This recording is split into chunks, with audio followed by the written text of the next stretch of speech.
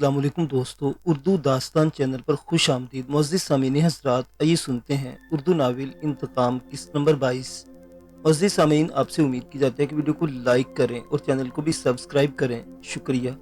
माज ने अपने बराबर में ड्राइविंग सीट पर विराजमान हस्ती को देखा। इसने बेहद चुस्त पैंट शर्ट पहन रखी थी, जिसने इसके दिलफरेब नशेबो फराज को मजीद वाज़ेह कर दिया था। अपने शहद आगी बालों को पोनीटेल की शक्ल में जकड़े, सर पर रखी पी कैप और आंखों पर चढ़े ब्राउन सन ग्लासेस के साथ वो कोई स्पोर्ट गर्ल लग रही थी, लेकिन इस हस्ती को एक खातून खाना की हैसियत से जानता था। डैडी, इसने अपने लिपस्टिक से बेनियाज गुलाबी होंठों पर मुस्कुराहट सजाकर दरियाफ्त किया तो महज सर हिलाकर रह गया। वो इतनी नॉर्मल थी कि लगता था किसी खतरनाक काम के बजाय पिकनिक पर जा रही हो। गुड, इसने कहा और गाड़ी हरकत में ले आई। माज इसे देखता रह गया। पहली बार वो इससे मिला था तो इसे एलीट क्लास की रवायती बेगम साहिबा के रूप में मिली थी। बावर्दी ड्राइवर और पर्सनल सेक्रेटरी की छाव में गाड़ी की पिछली नशिस्त पर आराम से सफर करने वाली, कर्रो फर से शाहाना जिंदगी गुजारने वाली मिस सोनिया दराब खान और इस मुहम्मदी लड़की के दरमियान क्या लिंक था, वो रात से अब तक तलाश नहीं कर सका था। वो अपने कमरे के दरवाजे पर इसे देखकर ही अंगश्ते बदंदा रह गया था, और जब इसे पता चला कि नए सौंपे के मिशन में सोनिया खान इसकी पार्टनर होगी तो इसकी हैरत सिवा हो गई थी। जैसे तुम्हारी मजबूरी ने तुम्हें इन लोगों के साथ काम करने पर मजबूर कर दिया, मैं भी अपनी मजबूरी की जंजीरों में जकड़ी हुई हूँ। इसके इस्तफसार का बस इतना ही जवाब दिया गया था और हर तरह की वजाहत आइंदा कभी के लिए उठाकर रख दी गई थी। मौका मिलने पर मैं खुद तुम्हें अपने बारे में सब कुछ बताऊंगी, लेकिन अभी वक्त कम है और हमें अपने मिशन पर तवज्जो देना है। सोनिया खान के नरमी से कहे जुमले ने इसके सवालों का रास्ता मसदूद कर दिया था, और फिर वो मिलकर इस मंसूबे को डिस्कस करते रहे थे जिस पर इन्हें काम करना था। पूरा मंसूबा फाइनल करने के बाद आराम के एक मुनासिब वक्फे के बाद वो अपने मिशन पर रवाना हो चुके थे। मुहारत से गाड़ी चलाते हुए सोनिया मुसलसल अपने साथियों से राब्ते में थी। इसे पल पल की खबरें मिल रही थी और वो मास को भी इनसे आगाह करती जा रही थी। हमें सड़क पर घात लगाना है, इसने गाड़ी तामीराती सामान के एक ढेर के करीब रोकते हुए कहा तो मास सर हिलाकर रह गया। इस तवील और अबतर हाल वाली सड़क का इंतखाब काबिल फहम था। जमाने से इस सड़क पर तामीराती काम जारी था और मुकम्मल होने का नाम ही नहीं लेता था। हुक्मरानों का दावा था कि इस मंसूबे के मुकम्मल होने के बाद दूसरी मुत्तसिल सड़कों पर ट्रैफिक का दबाव कम हो जाएगा, लेकिन फिलहाल तो ये सूरत हाल थी कि इस रास्ते से गुजरने वालों को शदीद दुश्वारी का सामना करना पड़ता था, इसलिए लोग कम ही इस रास्ते का रुख करते थे। यहाँ इस जगह आ जाओ, पुश्त पर एक थैला ला दे। वो गाड़ी से नीचे उतर गई। माज ने भी इसकी तकलीद की। इसकी पुश्त पर भी वैसे एक थैला मौजूद था। वो दोनों ही पलक झपकते में रेत और कंक्रीट के एक ढेर के पीछे छुप गए। काम का सिलसिला रुका हुआ, इसलिए वहाँ मजदूर वगैरह मौजूद नहीं थे और इक्का दुक्का गुजरती गाड़ियां ही दिखाई दे रही थी। अपनी जगह पर दुबका इन गाड़ियों को देखता हुआ वो अंदाजा लगाने की कोशिश कर रहा था कि आज के इस मिशन में आम शहरियों को कितना नुकसान उठाना पड़ेगा। रेडी, वो लोग पहुंचने वाले हैं। सोने ने सरगोशी की तो इसका जिस्म तन गया। गले में लटकी दूरबीन आंखों से लगाकर इसने सड़क के उस जानिब देखा जहाँ से मतलूबा गाड़ियों का आना था। सबसे पहले इसे एक शाहजोर ट्रक दिखाई दिया। ट्रक पर लकड़ी का कुछ फर्नीचर लोड था और अगले हिस्से में ड्राइवर के साथ सिर्फ एक आदमी बैठा हुआ था। इससे चंद गज के फासले पर ही एक लैंड क्रूजर चली आ रही थी, जिसके पीछे वो कंटेनर था जिस पर इन्हें कब्जा करना था। अटैक! सोनिया खान किसी कमांडो की तरफ पुकारी और वहां गोया क्यामत बर्पा हो गई। मास का अपना हाथ भी मशीनी अंदाज में हरकत में आया। इसने कोशिश की थी कि बराह रास्त लैंड क्रूजर को निशाना बनाए और इसके आगे चलने वाला शाहजोर सलामत निकलने में कामयाब हो जाए, लेकिन वक्त के इस लम्हे में इस पर इंकशाफ हुआ कि वहाँ वो सिर्फ वो हमलावर नहीं है। इनके देखते देखते किसी समझ से एक हैंड ग्रेनेड आया और सीधा शाहजोर से टकराया। अपनी रफ्तार से जाता शाहजोर यूं उछला जैसे प्लास्टिक का कोई खिलौना हो। ये खिलौना देखते ही देखते अपने सवारों और सामान समेत टुकड़ों में बिखर गया। वहाँ हैंड ग्रेनेड के अलावा रॉकेट लॉन्चर भी चल रहे थे और भारी हथियारों से फायरिंग भी की जा रही थी। लैंड क्रूजर अच्छा खासा नुकसान उठाने के बाद दाएं जानिब घूम गई थी और सड़क से जरा हटकर तिरछी खड़ी थी। इसके सवारों में से चंद एक को भाग निकलने और उनकी तरह पनाह लेने में कामयाबी हासिल हो गई थी और अब वो आड़ में छुपे जवाबी वार कर रहे थे। वो भी भारी हथियारों और बारूद से लेस थे, इसलिए इनका दिफा इतना कमजोर नहीं था। दो हैंड ग्रेनेड तो इनके खासे करीब आकर गिरे और रोड़ी और पत्थर इनके छोटे छोटे टुकड़ों की इन पर बरसात सी हो गई। मूव! सोनिया खान चीखी तो हरकत में आया। इसकी मंजिल सड़क पर रुक जाने वाला कंटेनर बरदार ट्रॉलर था, जिसका ड्राइवर और क्लीनर इसे छोड़कर भाग निकले थे और शायद इसी मैदान कारजार में कहीं बरसरे बेकार थे। ट्रॉलर के अक्का में भी क़यामत बची हुई थी और पीछे आने वाली गाड़ी मुकम्मल तौर पर तबाह कर दी गई थी। जलती हुई गाड़ी से शोले बुलंद हो रहे थे और पीछे आने वाला ट्रैफिक रुक गया था। बहुत मुमकिन था कि बदकिस्मत शाहजोर की तरह पीछे भी किसी गाड़ी को नुकसान पहुंचा हो, लेकिन मास के पास देखने की फुर्सत नहीं थी। इसे अहकामात पर अमल करना और तयशुदा मंसूबे के मुताबिक वो चीते की से पूछते और होशियारी से कंटेनर बंधा ट्रक की तरफ भाग रहा था। सोनिया खान इसे भरपूर कवर देती इसके पीछे थी। चंद गोलियां सनसनाती उसके करीब से गुजरी, लेकिन फौरन ही MG3 का कहका गूंजा और मुकाबिल वाज़ेह तौर पर पसपा होते महसूस हुए। वो समझ गया कि इसकी लाइलमी में इनके साथ देने के लिए आने वालों की किसी गाड़ी पर यह हलाकत खेज हथियार नस्ब है जिसने मुजाहमत करने वालों का जोर तोड़ दिया है। वो लपक कर ड्राइविंग सीट पर पहुंच गया। दूसरी तरफ से सोनिया खान भी ऊपर चढ़ आई। चलो, इसकी आवाज़ पर वो किसी मशीन की तरह हरकत में आया और इग्निशन में लगी चाबी को घुमाया। जिस गाड़ी में वो यहाँ आए थे इसके बारे में सवाल करने की चंदा जरूरत नहीं थी। मालूम था कि इन्हें भरपूर कवर देने वाले पीछे सारे मामला संभाल लेंगे। इनका काम बस मुहारत से फरार होना था, और ये वो कर सकते थे कि फजा में जितनी दहशत फैल चुकी थी इसके बाद किसी का इस तरफ रुख करना मुमकिन नहीं था। इनका सफर भी ज्यादा तवील नहीं था। इस सड़क से निकलकर इन्हें एक ज़ेली सड़क पर मुड़ना था, जिसके बाद शहर से गंदे पानी की निकासी के लिए इस्तेमाल की जाने वाली एक नदी थी। खासे चौड़े पाट की इस नदी पर मजबूत पुल बनाया गया था।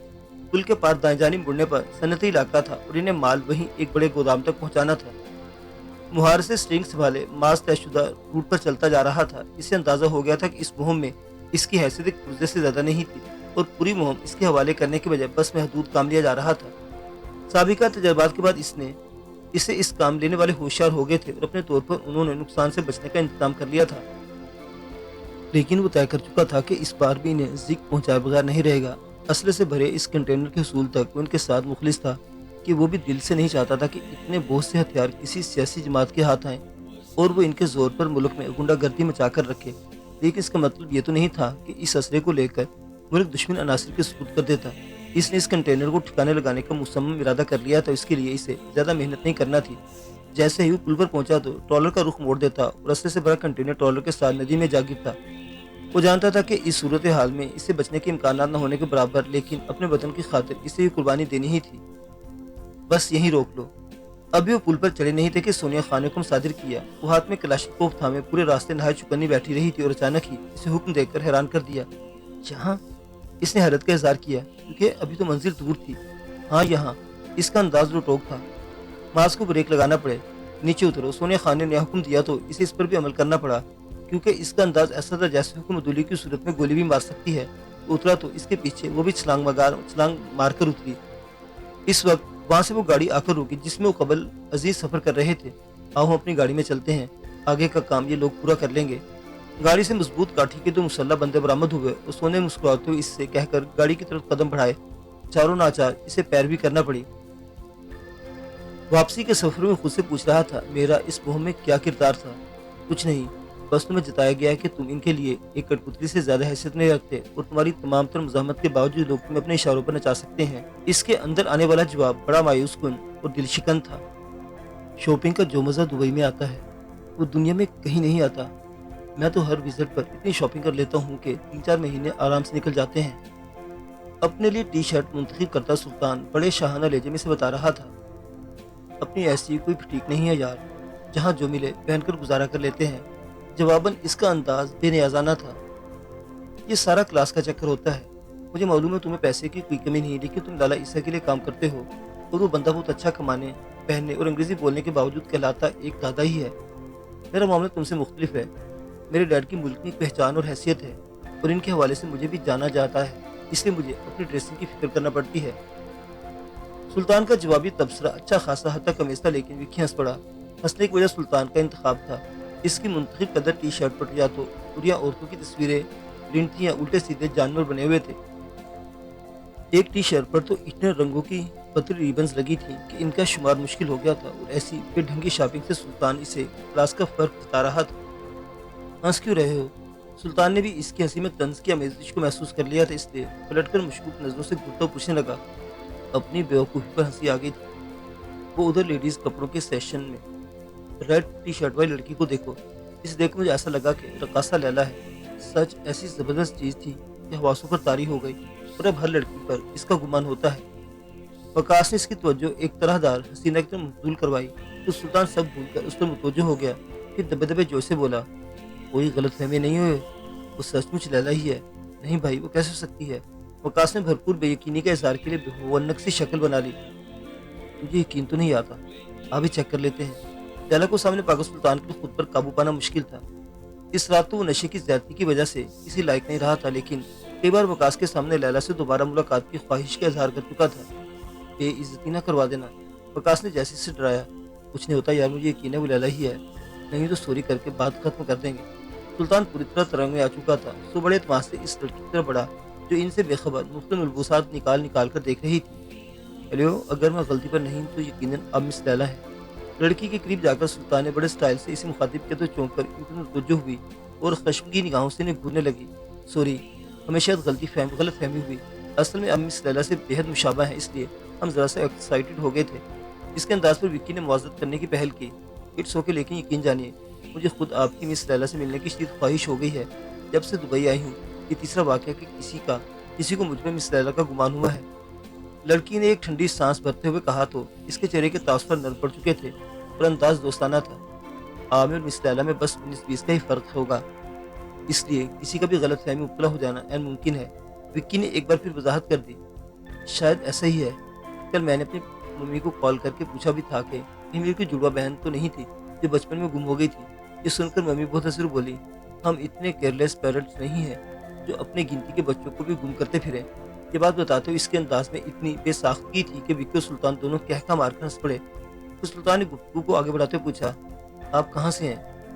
بیسیکلی میرے پیرنٹس پاکستان کے رہنے والے ہیں، لیکن ان کے پاس کینیڈا کی سٹیزن شپ ہے اور 25 سال سے وہی رہ رہے ہیں۔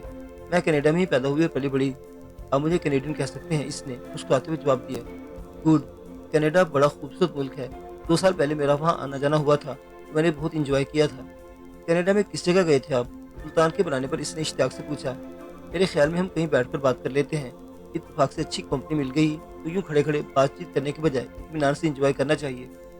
وکی نے درمیان میں دخل دیتے ہوئے تجویز پیش کی جس سے ان دونوں نے بھی اتفاق کیا۔ یہاں قریبی ہوٹل میں میری رہائش ہے، کہیں اور بیٹھنے کے بجائے وہیں چلتے ہیں، ویسے بھی اب میرا شاپنگ کا موڈ ختم ہو گیا ہے۔ وہ صرف بھلی ہی سی ماڈرن نظر نہیں آ رہی تھی، مزاجن بھی بڑی ماڈرن تھی، جو ایسے دو اجنبی کو جن کے ساتھ اس کا باقاعدہ تعارف بھی نہیں ہوا تھا اپنے ساتھ اپنے ہوٹل لے جانے کے لیے تیار تھی۔ کیوں نہیں، یہ تو ہمارے لیے ایک اعزاز ہوگا۔ اس کی تجویز پر سلطان کی باتیں کھل اٹھی۔ اسے تو ایسی ہی پرتکلف خواتین بھاتی تھی۔ میں کیب منگواؤں یا آپ لوگوں کے پاس اپنی گاڑی ہے؟ ان لوگوں کے ساتھ قدم بڑھاتے ہوئے لڑکی نے دریافت کیا۔ ہمارے پاس گاڑی ہے، آپ فکر نہ کریں۔ سلطان ہوا میں اڑ رہا تھا اور اس کی ہر بات کا جواب دینے میں پہل کر رہا تھا۔ شاپنگ مال سے نکل کر وہ لڑکی کے بتائے ہوٹل کی طرف روانہ ہو گئے۔ راستے میں تعارف کے مراحل بھی طے کر لیے گئے۔ لڑکی نے اپنا تعارف میری کے نام سے کروایا جو اس کے مطابق مریم کی مختصر شکل تھی۔ پہلے کچھ پیتے ہیں پھر مزید باتیں کریں گے۔ ہوٹل کے کمرے میں پہنچ کر میری نے کہا اور ایک کونے میں بنے پارک کی طرف بڑھ گئی۔ اس نے نہایت مشاقی سے جام تیار کیے اور دونوں کے سامنے رکھ دیے۔ منوشی کے ساتھ گپ شپ کا سلسلہ شروع ہو گیا۔ خود اس نے سافٹ ڈرنک لی تھی۔ میں رات سونے سے پہلے بس ایک پیگ لیتی ہوں۔ اپنے بارے میں اس نے پہلے ہی اطلاع دے دی تھی، لیکن خود حساب کتاب سے پینے پلانے والی کے معاملے میں بڑی فراخ دل تھی۔ وکی تو بہت ایسا چسکے لے رہا تھا، لیکن سلطان شوقین تھا اور ساکی گری کے فرائض بھی ایک حسینہ انجام دے رہی تھی، اس لیے اس کے بار بار جام بھر دینے پر انکار کے بجائے پیتا جا رہا تھا۔ ہر میں نوش کی طرح اس کا خیال تھا کہ وہ پی کر بہکنے والوں میں سے نہیں، لیکن اس کی حالت میں پیدا ہوتے تغیر نے بتا دیا تھا کہ وہ آہستہ آہستہ حواس کھو رہا ہے۔ اس کی سرخ آنکھیں اور زبان میں ذرائع لٹراہٹ اسے چڑھ جانے والے نشے کا ثبوت دے رہی تھی۔ اپنی حالت سے بے خبر وہ خوب چہک رہا تھا۔ اسے کوئی اندازہ نہیں تھا کہ گفتگو کا رخ جان بوجھ کر ایک خاص ڈھب پر موڑ دیا گیا ہے۔ مرد کو بہادر اور مضبوط ہونا چاہیے۔ مجھے تو وہی مرد پسند ہے جو کسی کو خاطر میں نہ لائے اور اپنے مخالفین کے پرخچے اڑا کر رکھ دیں۔ میری کے بے نیازی سے بال جھٹک کر کہی ہوئی بات پر وہ ایسے بھول سا گیا اور کہکا لگا کر بولا، اس کا مطلب ہے میں تمہارا آئیڈل مرد ہوں کہ میرے اندر یہ خوبیاں موجود ہیں۔ اس جملے کو مکمل کرتے ہوئے اسے درمیان میں 2 ہچکیاں آئی تھیں۔ واقعی اپنی بہادری کا کوئی واقعہ سناؤ، میری نے اشتیاق کا اظہار کیا۔ کوئی ایک واقعہ ہو تو سناؤں۔ میں تو وہ بندہ ہوں جس نے لاسٹ ویک میں ہی اپنے کلاس فیلو کے 2 دانت صرف اس وجہ سے توڑ دیے تھے کہ ایک دن وہ اس لڑکی کے ساتھ بیٹھ گیا تھا جو ہمیشہ میرے ساتھ بیٹھتی تھی۔ اس کے لہجے میں اپنے لیے فخر تھا۔ اتنی چھوٹی عمر میں ایسے تھے آپ؟ اب تو بندے کے ساتھ کیا کرتے ہوگے؟ میری نے ایسی سسکاری لے کر کہا جیسے اس سلطان کی بتائی بات سے بہت لطف اندوز ہوئی ہو۔ اب تو ہم سالم بندہ ہی غائب کر دیتے ہیں، وہ کہکا لگا کر بولا۔ مس میری کو ماس والا قصہ سناؤ نا۔ گفتگو میں بہت ہی کم دخل دینے والی وکی نے اسے بڑھاوا دیا۔ ماس کو ذرا سا چونکنا نظر آیا۔ پلیز بتاؤ نا کیا قصہ تھا ماس کا؟ میری اس کے برابر آ بیٹھی اور اس کا بازو پکڑ کر کچھ ایسے لاڈ سے بولی کہ इसके सोचने समझने की बाकी मानदार सलाहियतें भी जवाब दे गई और वो अपने जहन में आने वाले इस सवाल को भूल गया कि विक्की को मास्क के बारे में कैसे मालूम हुआ। तरंग में आकर वो बताने लगा, वो था साला, हमारा यूनिवर्सिटी फेलो। इससे हमारा कुछ फड्डा चल रहा था। साले को ऐसे सबक दी कि नानी याद आ गई होगी, या ये भी हो सकता है कि अब अपनी नानी के पास ऊपर ही पहुंच गया हो। इसकी जुबान की लड़खड़ाहट और हिचकों में इजाफा हो गया था। क्या किया तो तुमने मास्क के साथ? अब कहाँ है वो? मैरी इसका बाजू झोल डाला। मुझे ठीक से नहीं पता। डैड ने किसी से इसका सौदा कर लिया था। अभी इसकी आंखें बंद होने लगी थी। इससे सौदा कर लिया था। इसने सुल्तान के रुखसार पर हल्के हल्के तमाचे मारते हुए इसे बेहोश होने से रोका। कहाना नहीं मालूम। डैड मुझे सब नहीं बताते। उस कमीने बाजल को पता। वो अपना जुमला मुकम्मल करने से पहले ही ढह गया और मैरी पर आकर गिरा, जिसने एक नागवार बोझ की तरह इसे खुद से परे झटक दिया और होंठ काटते हुए यूं कीनातुन नजरों से बेहोश सुल्तान को देखने लगी, जैसे अभी कच्चा छपा जाएगी। चंद पल इसे घूरने के बाद वो तेजी मुड़ी और ड्रेसिंग की दराज खोल के इसमें छोटा सा लेडीज पिस्टल बाहर निकाला। नहीं मिस बिश्रा, मैं आपको इस हिमाकत की इजाजत नहीं दूंगा। अपने होटल के कमरे में इसे हलाक करके आप बहुत बड़ी मुसीबत में पड़ जाएंगी। वकास फौरन ही इसकी राह में रुकावट बन गया। इरफानुल्लाह को सबक मिलना चाहिए कि जो दूसरों को जख्म देते हैं खुद इन्हें भी जख्म सहने पड़ते हैं। वो जज्बाती लहजे में बोली, इस जख्म को अभी आप उधार रखें। ये दुबई है, या बंदा मारकर आप खुद भी नहीं बच सकेंगे, और ऐसे गैर अहम बंदे के पीछे खुद को ज़ाय करना हिमाकत है। आपने खुद इसकी जुबान से सुना है कि अपने अहम मामलात के बारे में इसका बाप इससे ज़्यादा बाजल को अहमियत देता है। इससे बेहतर है कि इसे छोड़कर बाजल की फिक्र की जाए। विक्की ने इसे अकल की सुझाई तो इस पर इसके हाथ की गिरफ्त कमजोर पड़ गई। बाजल बाजल को तो वो कब्र तक नहीं भूल सकती थी। वो बंदा जहर बनकर इसके रग रग में दौड़ता रहा था, और वो ये सारा जहर उसके वजूद में उतार कर ही पुरसकून हो सकती थी।